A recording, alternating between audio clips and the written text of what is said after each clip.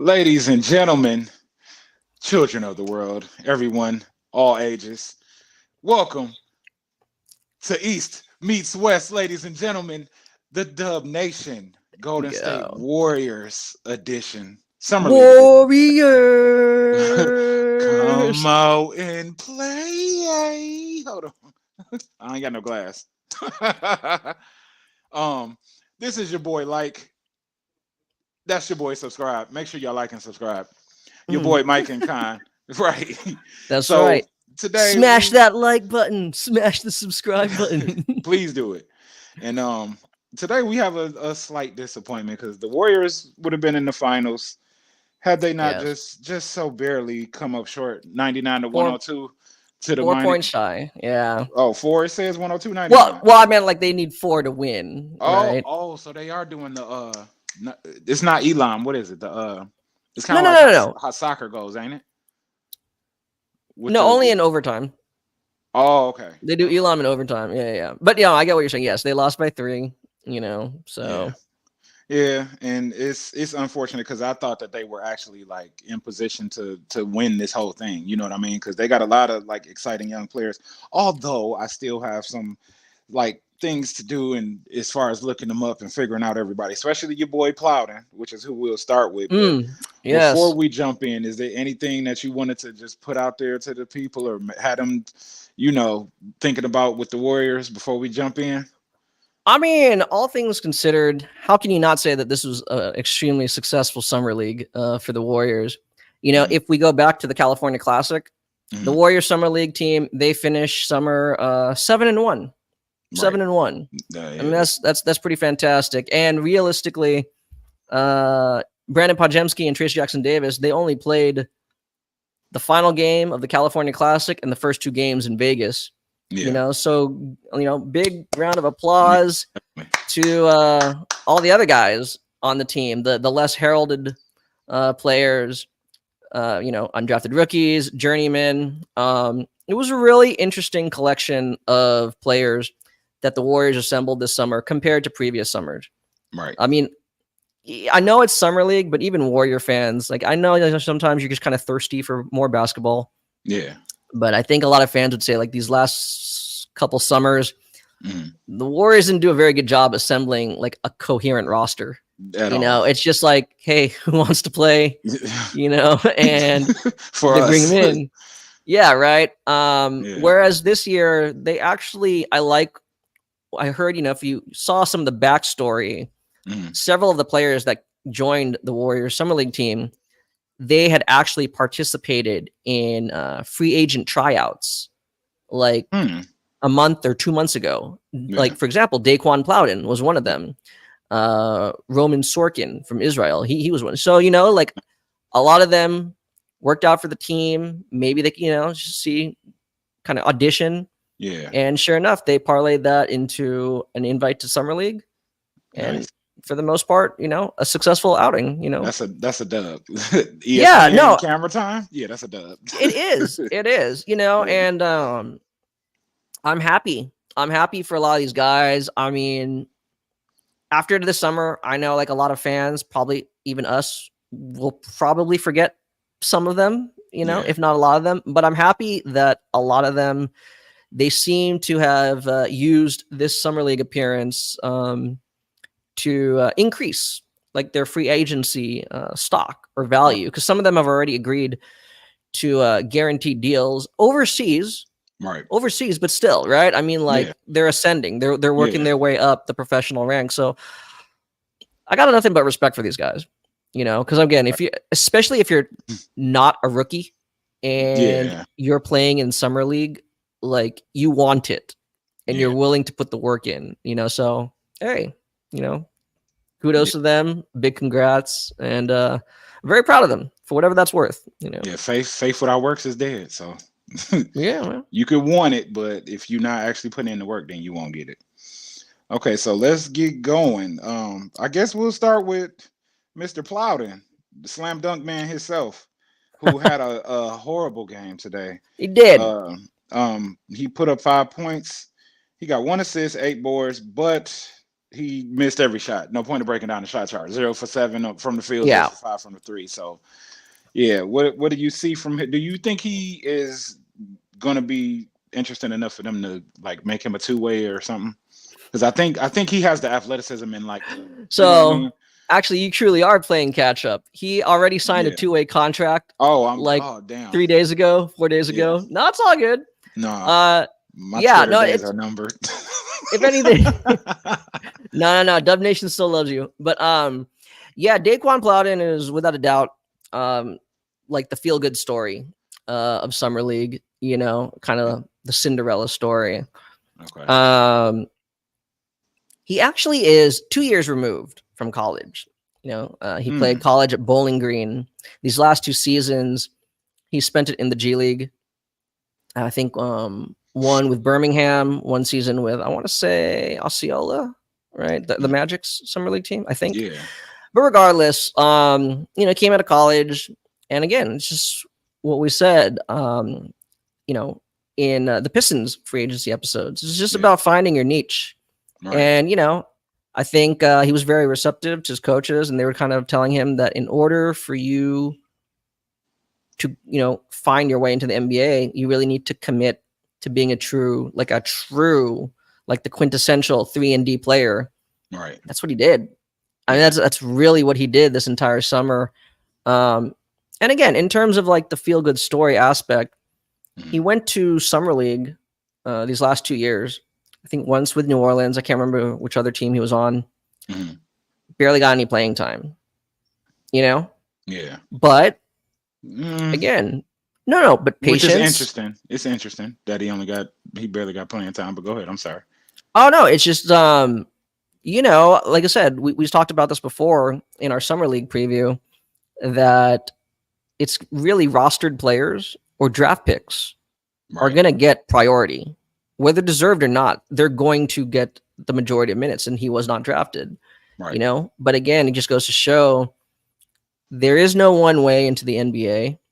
And because of how well he played in those free agency workouts, that's why the Warriors are like, you know what? We want to give him extended minutes. We want to see what he can do. And sure enough, he absolutely took advantage of it. You know, he absolutely capitalized. Okay. So oh, I'm sorry. I didn't mean to cut you off. I got a question. No, you're good. So who, if Steve Kerr is over there with Team USA, who like probably put eyes on like bringing him and others to the Summer League team? Was it Steve Kerr? Did Steve Kerr have input, you think? So a little, I don't think so. Not directly. That's what I'm asking. No, I would say it's probably Mike Dunleavy Jr. That's what I was definitely thinking. Mike Dunleavy Jr. Yeah. And then one of the assistant general managers, Ryan Atkinson, and he's kind of being credited with putting together this Summer League team. So kudos to him, you know, because unlike a lot of these other Summer League teams that you saw this summer, in Vegas, the Warriors, other than like our draft pick, Quinten Post, right, the setter out of BC. Other than him, like a majority of the players on the Warriors Summer League roster were undrafted, like free agents, but they're like a year or two removed from college. Remember what we said? Like it's usually like a player that's at least had one season in the NBA or played like in the G League. They're going to look more comfortable out there. Like they're going to stand out more, you know, because they're kind of used to a little bit more physicality. So the Warriors Summer League team, most of them, like Ethan Thompson, number 55, right? The guard out of Oregon State. He's also like 2 years removed from college. Same thing with Yuri Collins, you know. So there aren't too many like true rookies. There are a few, but the ones that got to play the bulk of the minutes, it's kind of irregular, right? Like normally you want to give the young, like the fresh out of college guys, but no, they rewarded the veterans with some playing time, and I'm glad, you know. Especially for the direction that they're trying to go as a team too. So yeah. Because you know you're not looking around the league. The Warriors, the Warriors specifically, they are hard capped at the first apron. So you know, I mean, if there is more turnover, which I expect there to be more turnover before opening day, like I don't think the current roster as is, it's not going to be that those guys are not going to be on the team. I don't think they're all going to be right. I think there's another move or two left to be made, and that could end up opening up some additional roster spots. Right. So who knows, right? There could be a reunion with some of these guys down the road because they're going to need. Oh, I'm sorry. Yep. Go ahead. They're going to need. Go ahead. Oh no, right? It's what we've been saying, right? You're going to need some cheap, playable, right, like players, right? Just emergency options. So, I mean, I think these guys definitely,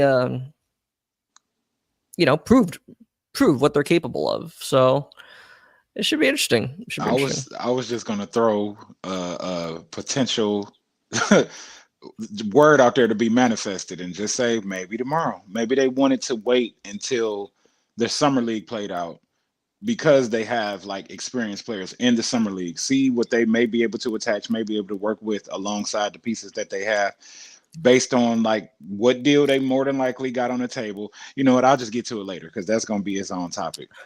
Like that's going to take the pot a whole new direction. But going back to it, like Daeqwon Plowden, I mean, he didn't shoot it well today, but yeah, his shot looks really good, really pure, nice high arc. And he is just his reflexes are just really impressive. Like he can definitely switch everything. They have no I'm not gonna say he's a defensive stopper, but I think he's a guy that you could feel comfortable. Like if he switched on to the point of attack, he'll hold his own. I don't want to put like too much pressure on a guy who is on a two-way contract, but I wouldn't be surprised if at some point like he gets elevated to the 15-man roster and plays like rotational minutes. Okay. He brings like it's just a constant high motor, but it's not just hustle. He has like actual skill, precision. Yeah. That's what makes it interesting, So I mean, I'm excited for him. Yeah. Okay. Well, your boy Jackson Rowe, he didn't play so great either.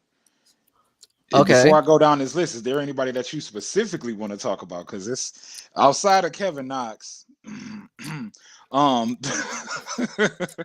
Like, I mean, yeah, Quinten Post he went, decent. He only played 15 minutes. Like this wasn't, like you said, no Podz, no Jackson Davis. So was this more of a showcasing of a game outside of Kevin Knox of the other players? No, I mean, well, with Quinten Post, he was playing catch up, right? So this was only his second summer league game that he was able to play. Yeah. He was dealing with, I believe, like an ankle injury.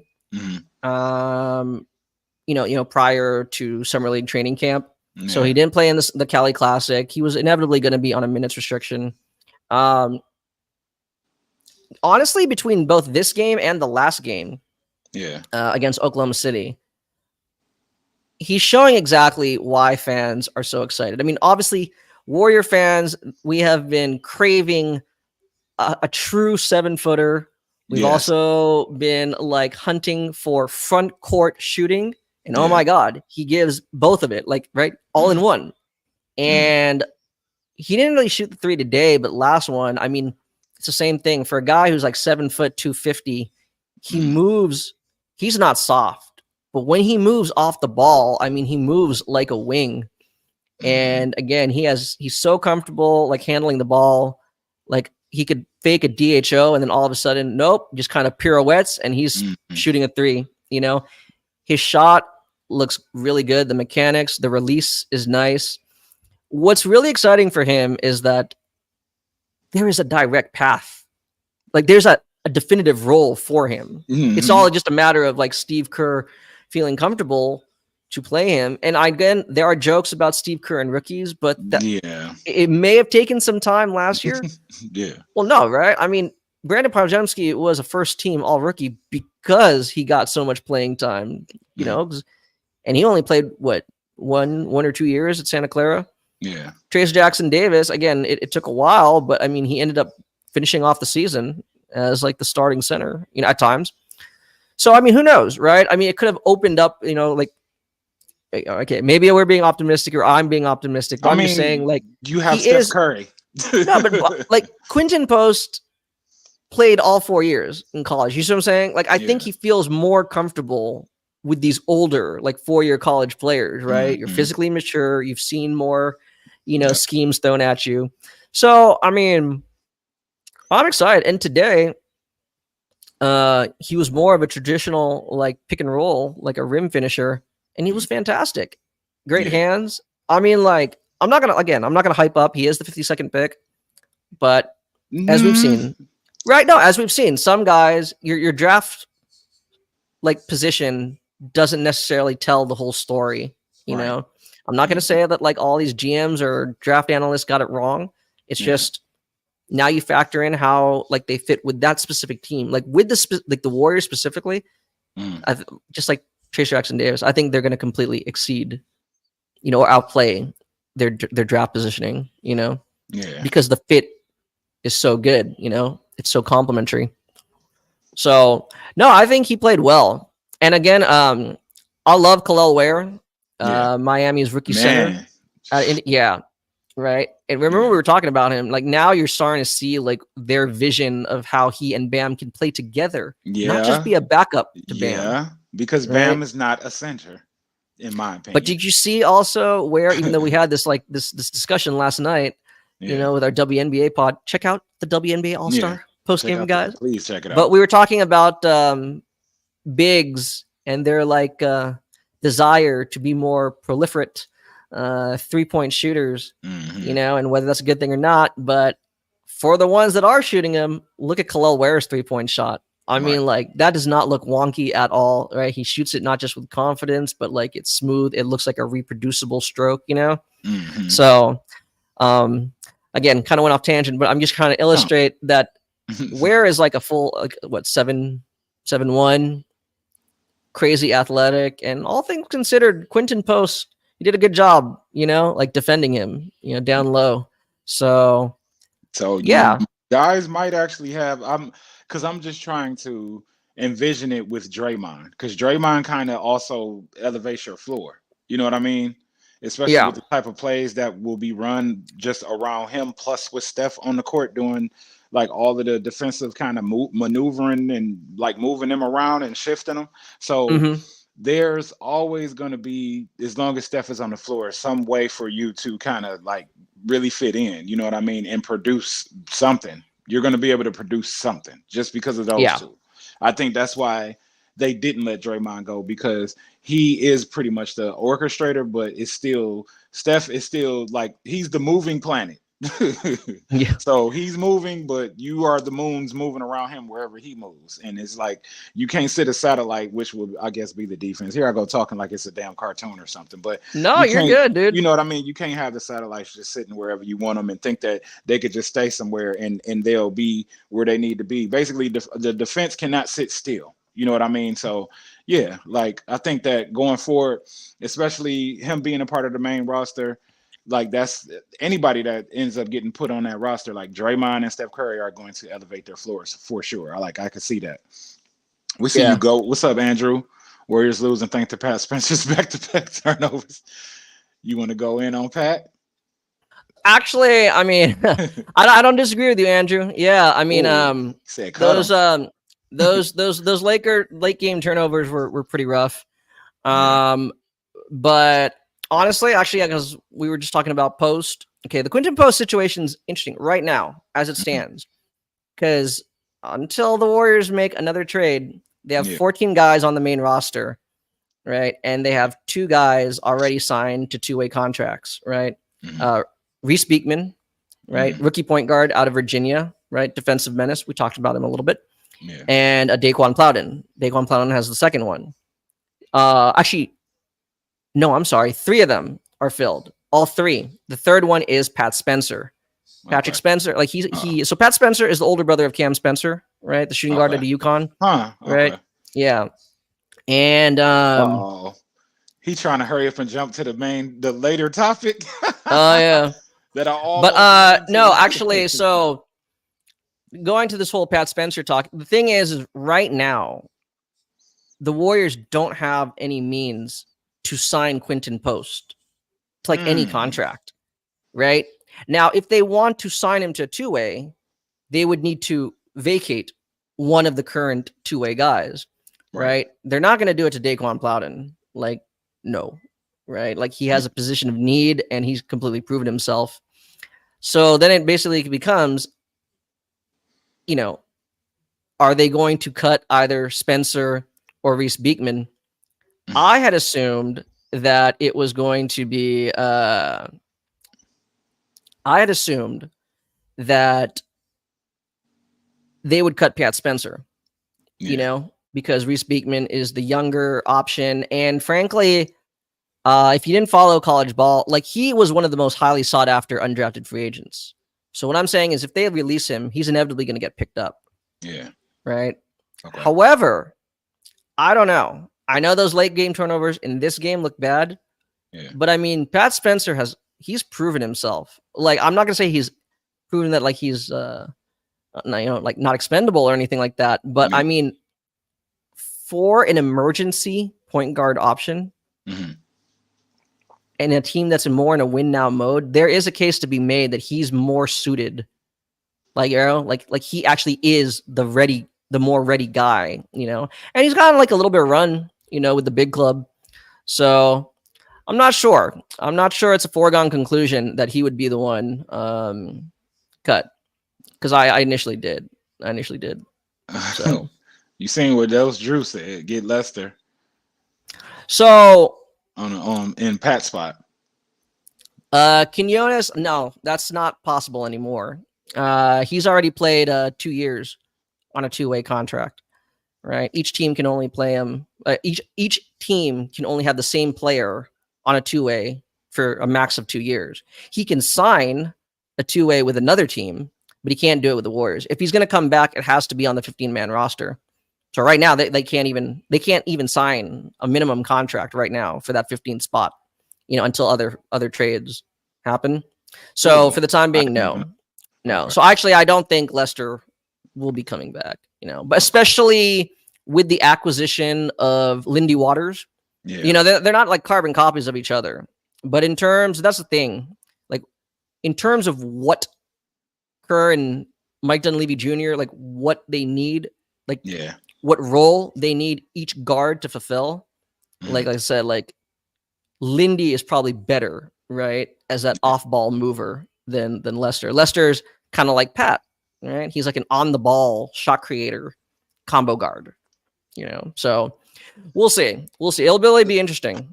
So well, I won't go that far in because they are G Leaguers. I won't say so. If one did get put on the main roster, what's that going to look like for Podz? You know what I mean? And then what does that mean with Moody? Like, are they just sitting on the bench just because? You know what I mean? Like there's no point. Like I said, unless Moody gets moved, there's no point of even really. But we're gonna get to that, Drew. The marking and stuff, because that's make no mistake. There is an obvious logjam. Yeah. It's clear to everyone, the players themselves too. So they know something is going to happen. It's just a matter of what, when, right? Yeah, tomorrow. So no. Let's go ahead. We can skip ahead. Like if we're, Ainge is going to stretch it out to the last possible second, not even day. Hell not. I hope not. No, he will. There's no advantage for him to do anything early. But we'll get to that. So. Okay. Well, so I'm looking at Yuri Collins, another guard. Today he dropped 10 points. He also has 2 blocks, 1 assist, 11. Oh no, I'm looking at Knox. 10 points, 8 assists, 5 rebounds. Yeah, 2. Nope, that's free throws. 1 3, and he bricked it, but 4 for 6. So does Yuri have any spot on this, going forward, with the G League team, or is that somebody considering the logjam? Yuri Collins, he is definitely ingrained in the Santa Cruz Warriors, community and everything like that, and family. He was an undrafted free agent last year out of St. Louis. He went to Warriors training camp. He understands that if he's ever going to be an NBA player, he needs more development. He's been doing great. Though. But obviously the odds are against him.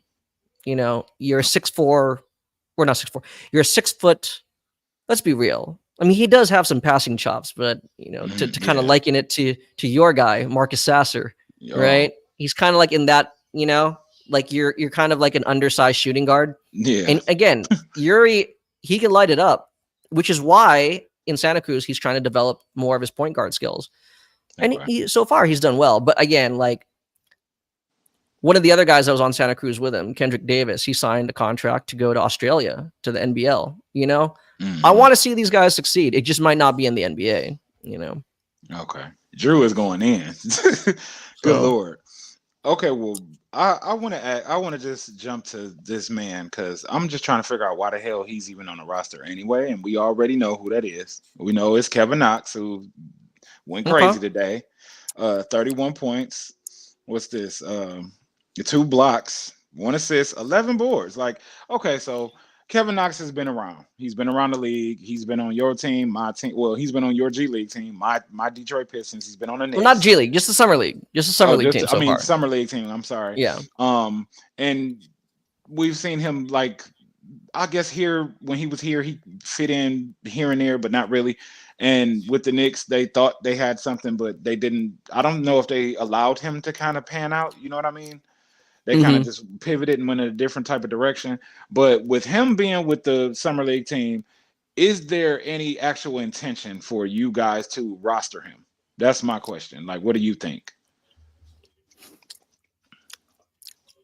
I gotta admit, I've told you before, I've never been a Kevin Knox fan. So if you'd asked me this when I first read that report that Kevin Knox was joining the Warriors Summer League team, I would have said no.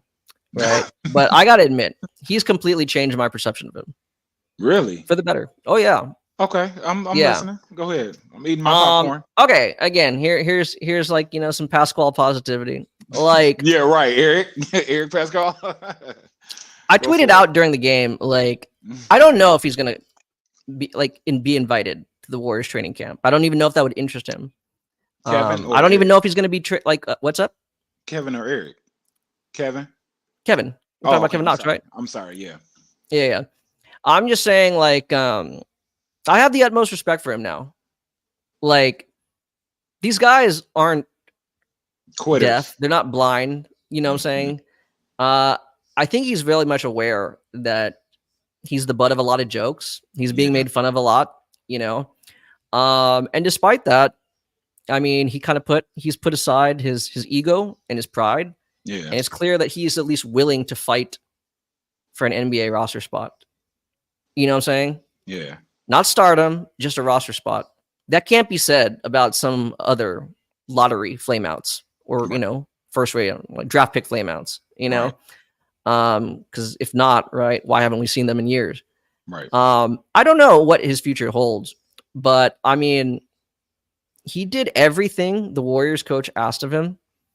And maybe he just got hot for this 7-game stretch or whatever it was, 8-game stretch, but he did it well. If he's ever going to succeed in the NBA, he again has to just be a true, like a 3 and D only guy. And obviously, right, his 3 has never been particularly great. Yeah. Inconsistent at best. Right.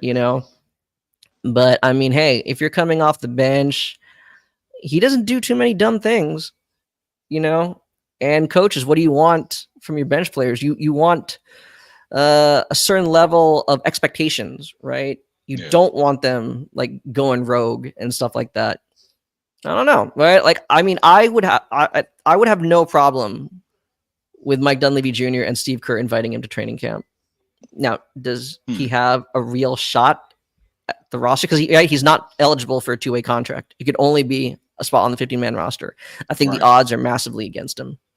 But if he wants to do that, I would totally welcome him because I mean, like he competes. Yeah. And I almost want to apologize to him, just because like I assumed his failures was because of a lack of effort. Yeah. Or desire. And clearly that does not seem to be the case. Like if you're just, you're not as good as we thought, then that's partially your bad. It's also partially our bad, right? Like scouts, analysts, GMs.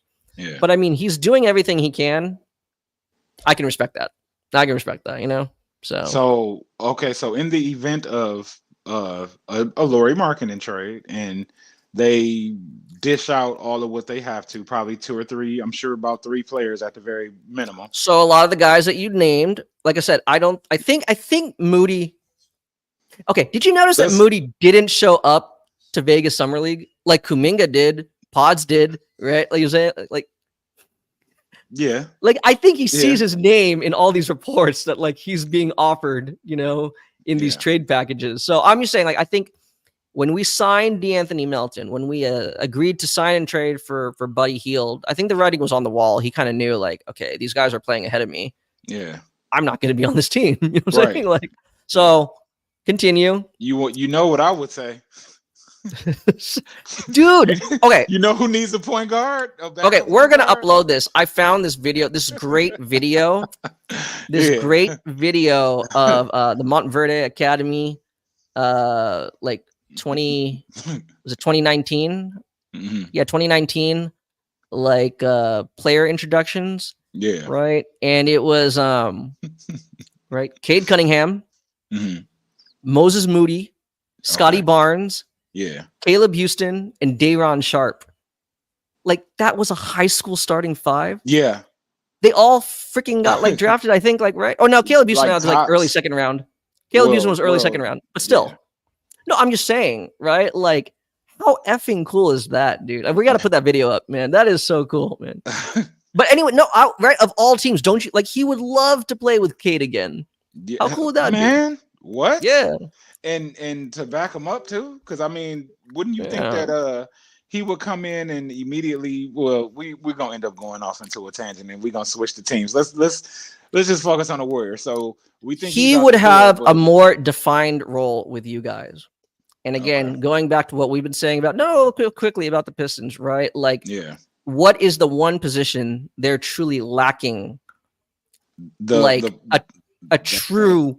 Right, a shooting guard. Yeah. I know. I'd say shooting for Moody. Right. I mean, like, he's as well. I mean, there's Beasley and everything, but we know that they're not long-term solutions. Let's put it that way, right? Yeah, they're like stopgap solutions. He and Tim Hardaway Jr. So yeah, I mean, I thought about that when I saw the video. I'm like, dude, how cool would it be if they got to play together again? But so I mean, is there anybody else that you want to highlight before we go into the whole like marketing? Just cool, but to finish, I mean, obviously, I espoused a lot of praise with Kevin Knox. I mean, there's a lot of guys in his situation. He's just playing catch up, right? Like, look at Chris Dunn. He just signed like what, a 3-year, $15 million. He was drafted like what, 6th or something, 7th overall. I can't remember. It was high. I know it was. Yeah, and obviously he was drafted hoping to be like, the point guard of the future. Yeah. And he's not, but he found his niche. Right. And so, that's what I'm saying. Like, maybe, again, I'm thinking optimistically, but I'm just saying, like, I think Kevin Knox is starting to find his niche. Now, can he do that? Is it sustainable? I don't know. Right. But so, and I think that's the thing. I think that's a theme of a lot of the guys on this Warriors roster, which is why they were so successful, as a team that was just put together. Right. And had like a week of practice time. These guys are not just fresh out of college. They've kind of figured out what works for them, what doesn't, at the next level. And so, it's a way to find a way to, be successful. Okay. But, so I probably shouldn't ask you this because it might be stupid. It might be stupid as hell, but is Kevin Knox, could he feel like a Otto Porter-ish kind of role, or is that still like a notch or two above his pay grade? Definitely definitely. I think because Otto Porter was more, I know, higher IQ. Because I'm thinking about that team. Like, I was impressed. Players that were like on the outside of the core, you know what I mean? But that were just like plug and plays that fit. Like, do you remember James Michael McAdoo when he was with the Warriors? Mm-hmm. Right. Obviously, he's a power forward. We played him at the 4, and like he was our speed 5. Yeah. Like, be the wing version of James Michael McAdoo. Okay. Like, I think that's what Knox has to do. Just be constantly in motion, because he's not gonna. That's the thing, right? They thought he could be like an on-ball shot creator. They wanted, the Knicks thought he could maybe be like, I don't know, I'm spitballing here, but like their Tatum. Oh, exactly. Yeah. Yes, thank you. Yeah. Like their Carmelo, right? Like somebody you give the rock to, and isolate and make something happen. That's not going to be his game, right? It's not going to happen, at least not in the NBA. Right. But just be in motion, just keep being active, don't ever stand still. And that's things will happen. Yeah, that's basically like he scored 31 points just running the floor today, Corey Brewer, right? Like Corey Brewer. But I mean, Corey Brewer's got like, he doesn't have to think about his hustle. You know what I'm saying? But you get what I'm saying, right? Like you have to have that kind of mindset, but that you're just going to get after everything. That's true. You can't teach that. Yeah. No, you can't. You can't. But I mean, like, again, it can be improved, right? Like if you're constantly doing it, just like anything. But no, I think we highlighted the main guy. Obviously, Tracy Jackson Davis and Brandon Podjemski did not play these last two games. They were part of the U.S. select team. Yeah. With your boy, Jalen Duren. Mm-hmm. And I think it went viral, that sound clip or whatever, that video of Cooper Flagg was asked who was your favorite player to play with on the select team, and he said Brandon Podjemski. Yeah. Did he? So I made he did. He said that. No, I'm saying, did he say why? Oh, high IQ, great passer. Just seems to really like find him all. Like just. Yeah, finds Cooper Flagg. So, of course, myself included, I've made the jokes like, hey, Danny Ainge, you could potentially have the two of them in Utah. I mean, right? I still wouldn't want to give up Podz, though, because that's he kind of fits around Steph. You know what I mean? He doesn't kind of fit. He fits. He fits. It's like it's like, because I don't want to go so far as to say something stupid like, damn, he looks like he was picking up Klay's missing pieces. No, I don't want to go as far as to say that, but it's more like he's like the tempo that Klay and Steph ran, the type of plays that they could run, he can too. He's capable. You know what I mean? From what I've seen from him, like, and that's just last year. You know what I mean? So I don't know that I give him up. I mean, before we jump in, because that's where we're going. Okay. Is there anybody else you wanted to like take note of? Thompson? Yeah, I will. Vescovi? Anybody? I will quickly just highlight a couple guys. Some of them who didn't even play today. Roman Sorkin. Yeah. He is a center, I think out of University of Oregon, but I was like class of 2018, 2019. So he's been playing professionally for a while. And same thing. The odds were against him, but he accepted an invite to the Warriors free agent minicamp. Mm-hmm. And he played great. I know. He played great. I truly believe he could play in the NBA. Now, do what makes you happy. I'm not saying he made a wrong choice or anything like that, but he signed a multi-year deal to continue playing in Israel. Yeah. For I believe Maccabi Tel Aviv. And he's fantastic. Yeah. Now you can say, okay, well, Connor, that's Israel. It's not the NBA. I know, but hey, man. I mean, but hell, it's a lot of players that went to Israel and then came back. Shout out to Will Bynum. Pat Bev. He's going back, man. He's going back, yep. You know what I'm saying? And then there's, I forget exactly who, like, Jennings played. Amari. Amari. Like, man, it's the way I feel about going abroad, like, after having a taste of the NBA, is you're going to refine your skills. Like, people...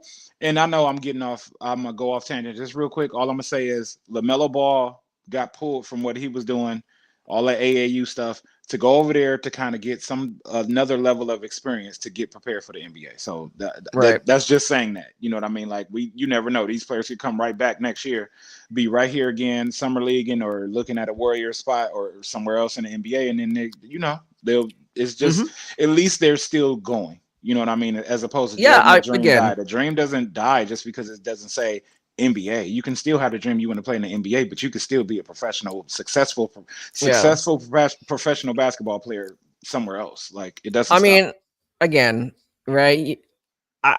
Shoot, for all the guys that attempt to get in the NBA, right? I mean, every year, look how many guys get drafted. Yeah. But I mean, there's just no one way into the NBA. Of course, you'd like the direct way. You want to get drafted early in the first round, and you want the guaranteed deals, of course. But I mean, right? like Right. anything in life, right? Like anything in life, there's no right. It's nothing's There's linear. nothing's promised. Exactly. Yeah. But yeah. So Roman Sorkin and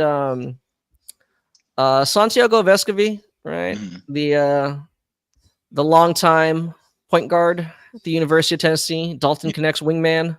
Mhm. Uh, I don't know. I've not seen any reports of where if he's going to sign it because I know some other guys on other teams, right? They've gone ahead and signed overseas deals. I don't Yeah. know what's in store for Vescovi, but I mean, he's just hella fun and like Yeah. everyone likes a guy that like plays at like a breakneck pace and like jacks up threes, right? I mean, so Mhm. so we'll see, and hopefully if all goes well, you'll hear more from him on here. But you know, what I'm saying Hey, so yeah. nice. What's up, But Holder? Our there you boy go. Holder. He's supporting us across Thank you, man. different teams. Yeah, Thanks, shout out to you. Holder. Happy Sunday, bro. Well, is But there yeah, any others you got? Because we about to go into fantasy land with the no, trades. I just more general thoughts. I like to do the awards every year, like the Too Mhm. Good for Summer League award. So Yeah. that definitely goes to Brandon Podjemski. Oh yeah. I Easily. mean, he reminds me of, I remember like after Clay's rookie year, Yeah. he was also asked to play on the U.S. select team. Yeah. Same thing. After he did his select team, like scrimmages and everything, he came over to Vegas and he just oozed with confidence. Like it was clear that like he thought he was better than every single guy on the court and Yeah. he played like it. Same thing with Podz. You know what I'm saying? Like now, does that mean it's going to guarantee into like an all-star berth? I don't say that, but it's just like he's manifesting this. You know what I'm saying? Yeah. Like he is definitely manifesting this. Same thing Yeah. with Trace Jackson Davis, but with TJD, like he doesn't need. That's the thing I like about it. He knows he doesn't need the gaudy stat lines to know he's dominating because that's Mhm. not how it's going to be when he Yeah. plays right with the big club. Yeah. They both were freaking fantastic. And shout out to Coach Anthony Vereen. Okay. Yeah, as we were talking about Jarrett Jack with the Pistons, like you could see the makings of a real head coach. Now where that ends up being. Oh Yeah. yeah, it's the same thing, right? Like there was never a time where he was not left with like we're left without an answer, some kind of response, adjustment, observation. And again, it's what we were saying. Just like JB Bickerstaff needs that, different voices in his ear with Yeah. Jarrett Jack and those guys. Same thing with Steve Kerr, which is why he made it a point to bring in Terry Stotts and Jerry Stackhouse. And I Yeah. fucking love Stack, dude. We were talking about this the other day, I right? keep forgetting that you guys have them. Yeah, dude. Good He's Lord. already like, Kerr made it clear. Stotts, if you kind of like football terms, Stotts will kind of be like the OC, the offensive coordinator. And sure enough, Stack will be the defensive coordinator. Yeah. And even there on Summer League, and he's not even coaching. He was just Right. there to show support, but he was still giving, right? Like advice on defense, Who was? right? Like Stack things he's was? observing. Yeah. Yeah. He's just sitting there, like he's not actually there in an official capacity. Yeah. And he's just like, hey, do this, do that. Yeah, because he's coming from coaching. You know what I mean? Exactly. So he probably wants to be as close to it as possible. Exactly. So you like to the season. You like to see stuff like that. You like to see stuff like that. So I mean, all in all, I thought this was a cool summer league team. Yeah. 7-1. I look to in years past, right? Because I'm a hoops junkie. I would always keep tabs on past summer league rosters, see where they end up. If some all around the world, G League, whatever it is, Yeah. So I wish them all the best of luck. I know again, I wouldn't be surprised if a few of them show up to Warriors training camp. So, yeah. Okay. Well, I won't go crazy. I won't go crazy. Shout out to Andrew. We about to get to your topic if you're still here, but I'm gonna put it off on to you because I'm not gonna just take it and run with it and turn it into this mystical creature that'll never exist. Okay, we already spoke about Moody. The news that I said, I forgot what it said. That the Warriors view Podz as more valuable to them than Kuminga. I'm not sure how true that is. I'm not sure if it's smoke and mirrors. I'm not sure if it's them maybe telling them to throw something out there to, kind of change like the perspective of who's movable, who's not, and whatnot.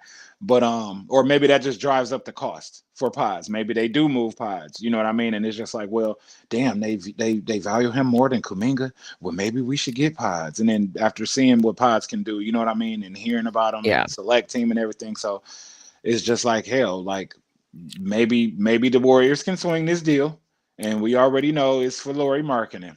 So based on what you've seen from the summer league, what is still available in free agency. And I know you're a guy. You've been saying the Pistons need to go get Markelle Fultz, but who knows? So maybe the Warriors could. But just if you can, in a realistic world, go ahead. I'm gonna let you go. So. Oh no.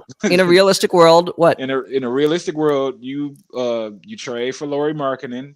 You go ahead and put whatever players you put. I want to hear who you send out. That is probably who Danny will accept, and then what you put back together to make another run with Steph Curry.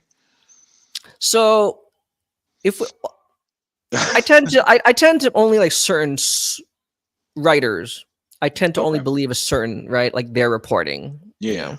So if we believe Shams Charania, right? Yeah. Who broke the news about Joe Biden? Right? Did he?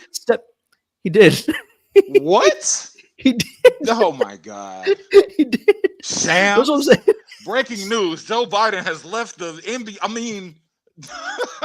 Shams is a goat, dude. I'm sorry, man. Like, I don't know when I became like anti-Woj, but like I don't know. There's something about Woj now. Like, he's no longer a journalist. Right. But anyway, he's a mouthpiece. Right. You know what I'm saying? And he carries weight because it's him. You know what I mean? Yeah. He's in that tier. But, that's what ESPN does. They're like, oh, your name now. Come here. Yeah. But I know he's getting a little too high off of his own Woj bombs. You know what I'm saying? Probably. Get the news right. You don't have to be first. Get it right. You know? Mm-hmm. But anyway, this is not about journalism. But with Shams said, I think about a week ago, that the Warriors have been, it sounds like the Warriors are really the only team aggressively pursuing, right? So I can understand, right? This back and forth in the media. Of course, Danny Ainge, you want the best haul, the biggest haul in return. Yeah. So I don't know, perhaps some mind games trying to get the Warriors to bid against themselves. Yeah. Right. But the report was that the Warriors' best offer was basically like a number of picks, pick swap for first round picks, pick swaps, and second round picks, which essentially, according to Shams, is close to the max the Warriors could offer based on the stipend rule. Right, because now beyond the stipend rule, like you can't go. I think what is it? You can't go like 6 or 7 years out past into the future, right? Yeah. So you can't start like offering like unprotected first in like 2040. Yeah, right. Like you can't do that. So I think basically they're offering 2 first round picks. I don't know if there's any protection on them. 2 first round pick swaps, 2 second round picks, and Moses Moody, and likely salary has to be salary filler. So basically. Looney, GP2, right? Which is why this entire summer, when you and I, and like on our other shows, when we talk about the Warriors, you notice I don't really factor them into the rotation because I am assuming they're going to be gone, as I've assumed Moody will be gone. And not that we don't like Moody. It's just, it doesn't seem to click here. Right. It's really weird. I'm not saying like that Kerr hates him. It's just like, they're clearly looking for something more from their backup shooting guard, and he just doesn't do it. But everything he does well. It's just that's not what they're looking for. He does. Which is why I want to see him on another team, because I do think there's still a lot of more untapped potential. It's not. I don't think it's going to happen with the Warriors. But again, so that's what we're offering. Then apparently Ainge says, okay, he wants that, but then he also wants Kuminga and Brandon Podziemski. Well, you can't have them both, bro. No. First of all, I'm not even sure I want to give 2 of those 3 guys, let alone all 3. Yeah. Which is why I said, right? I have no problem with Mike Dunn leaving the way he's gone about with these negotiations. I would give Danny Ainge like the double birds, man. Like, you figure out, you find something better. Because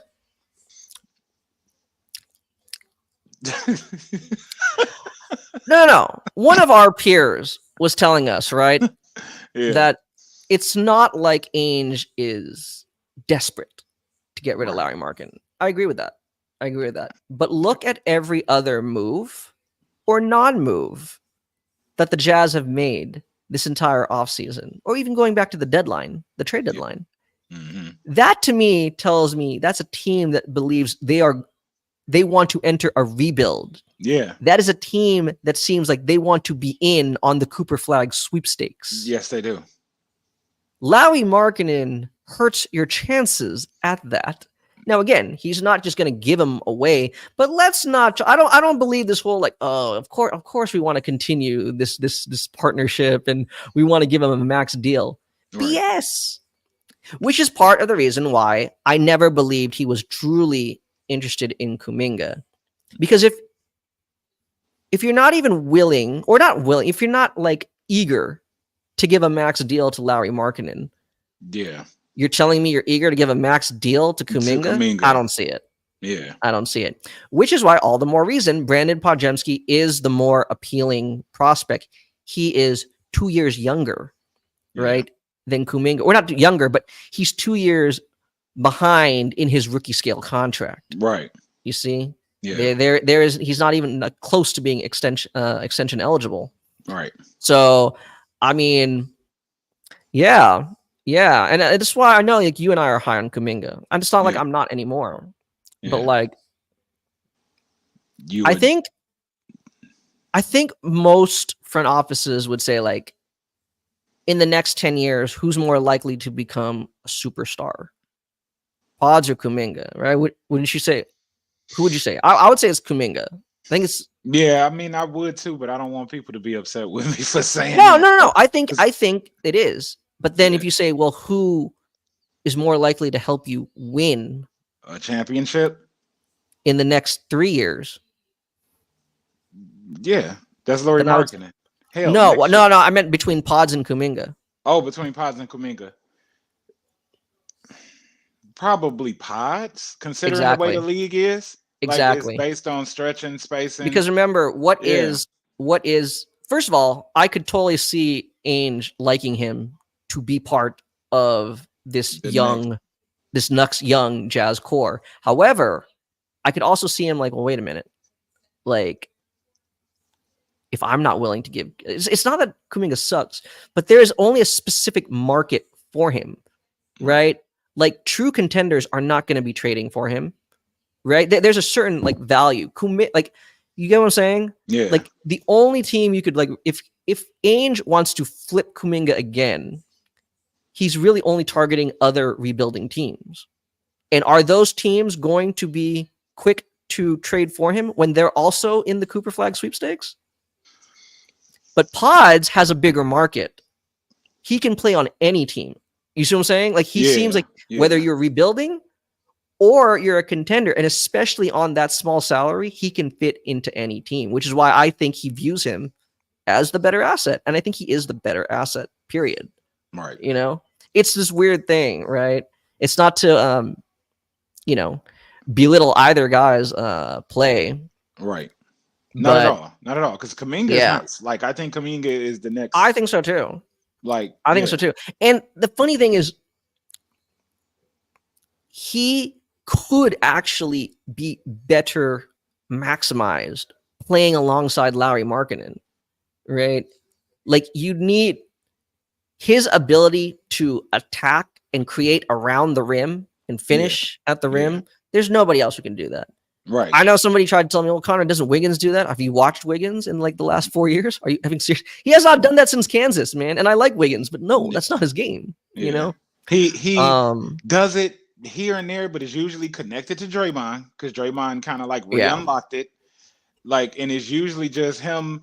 Like the most I see Wiggins do that is him coming from the corner. You know what I mean? And Draymond's in the middle, and then they do like that back. You probably know the type of play that it is after seeing it so much, but he's usually coming from the back end and back door. And it's like, throw it up to Wiggins, and he's right there. That's it. So without Draymond, is that unlocked for Wiggins anyway? You know what I mean? No. Yeah. Because I've seen Wiggins play with Jimmy Butler. I've seen him play with Zach LaVine. I seen him, and it's like everybody has a higher intensity than him, a better just way about how they go about getting their points and everything. You know what I mean? Like it took Like, the Warriors unlocking them. Go for it. yeah. So to go back to your initial question and all this, because I think we need to kind of explain our rationale, our thinking here.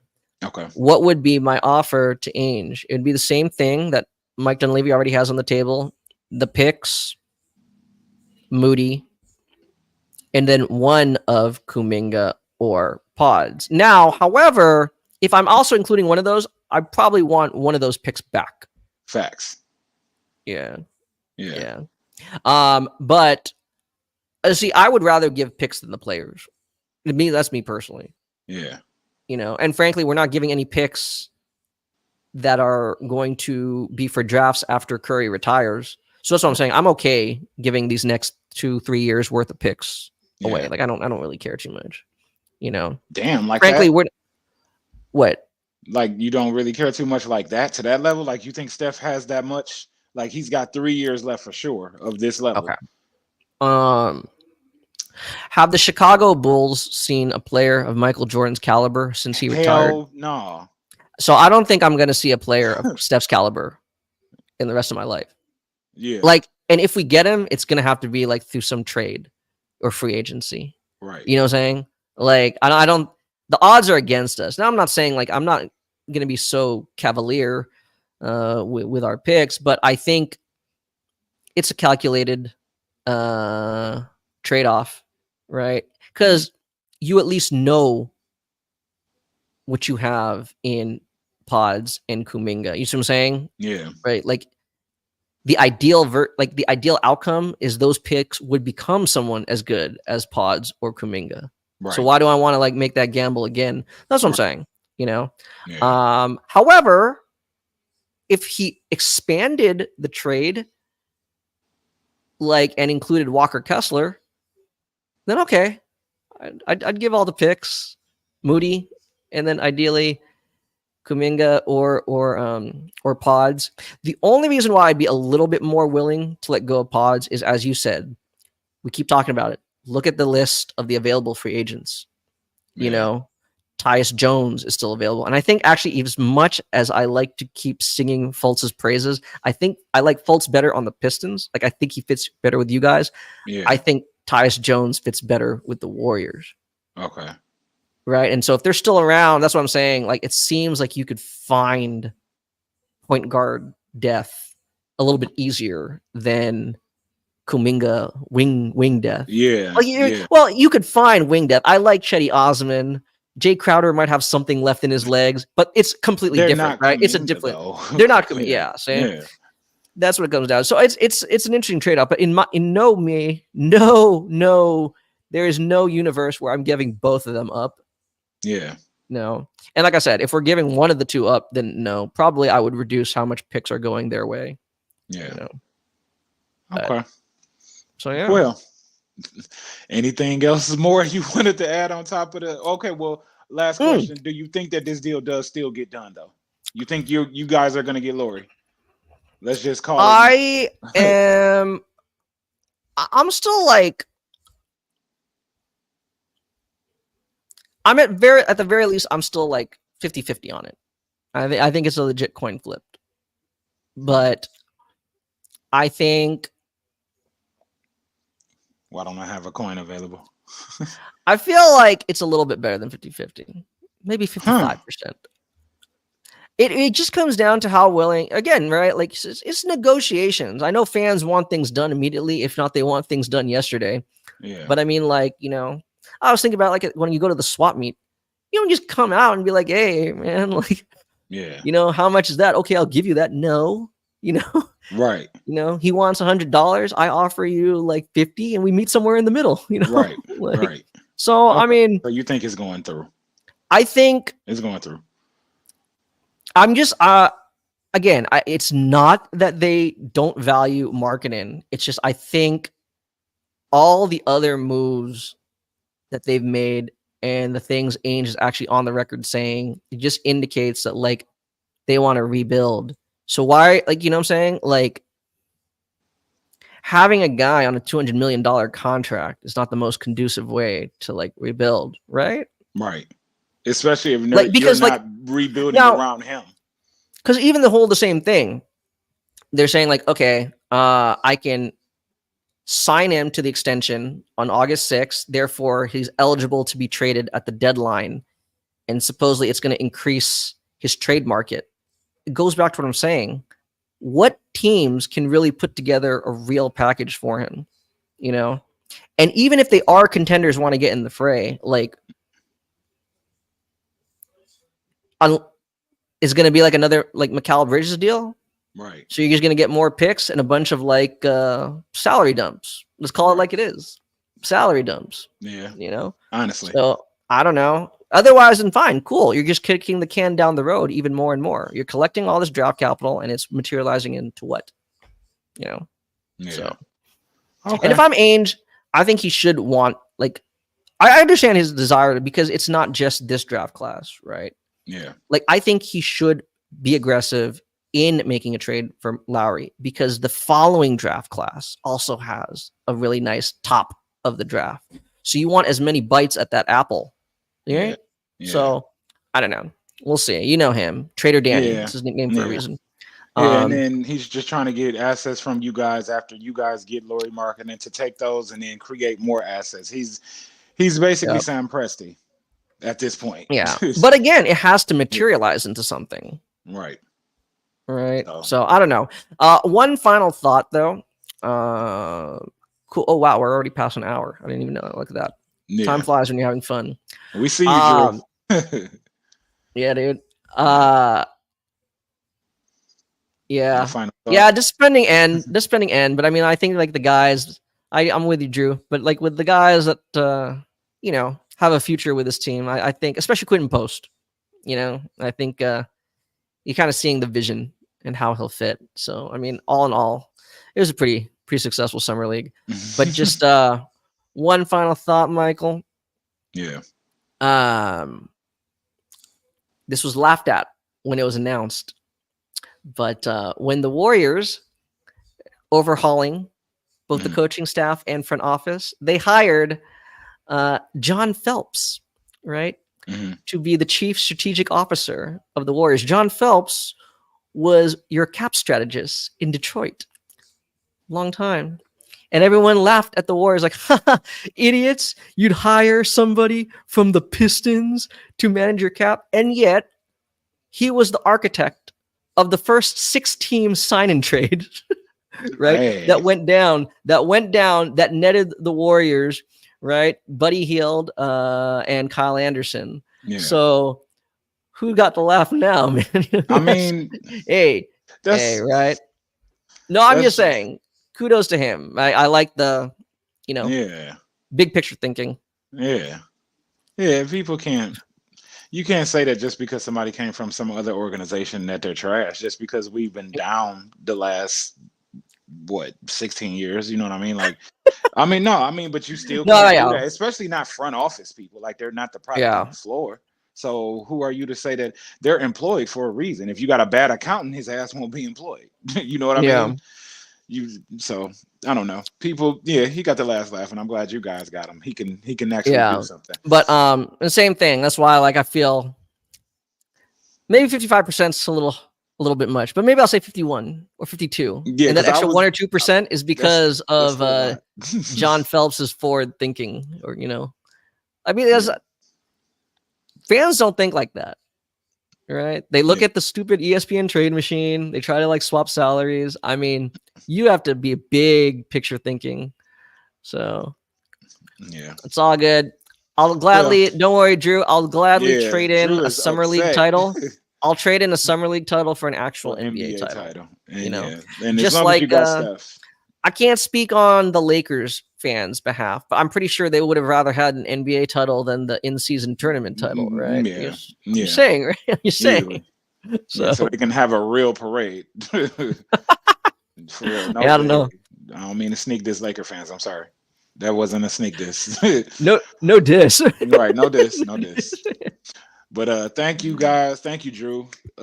Shout out to you, Holder, for coming back in, and all our watchers, everybody. Shannon, if you happen to have tuned in, thank you for all Shannon, supporting us. Holla at us, Shannon, or holla at Kind. She's so cool. Oh yeah, that's right. I did say I was gonna say, hey, you got to go blue, Shannon. But if you watch this anyway, blue for the Warriors. Actually, no, blue for the Pistons. Blue for Michigan football. Yes, I know where you're going with it, man. And blue for the Warriors, blue for the Pistons. But yeah, thank y'all for joining in. Make sure y'all like and subscribe again. Yeah, we got you, Drew. Follow us on Twitter if you want to.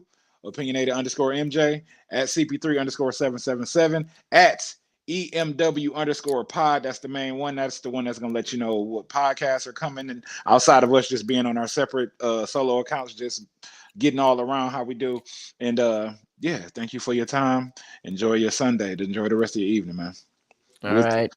We'll be sure to tap in when some more news come in. So if the Warriors make this trade tomorrow, like I'm saying, we'll be back. Hey, Warriors, Pistons, all teams, come join us. Yeah. All right, y'all.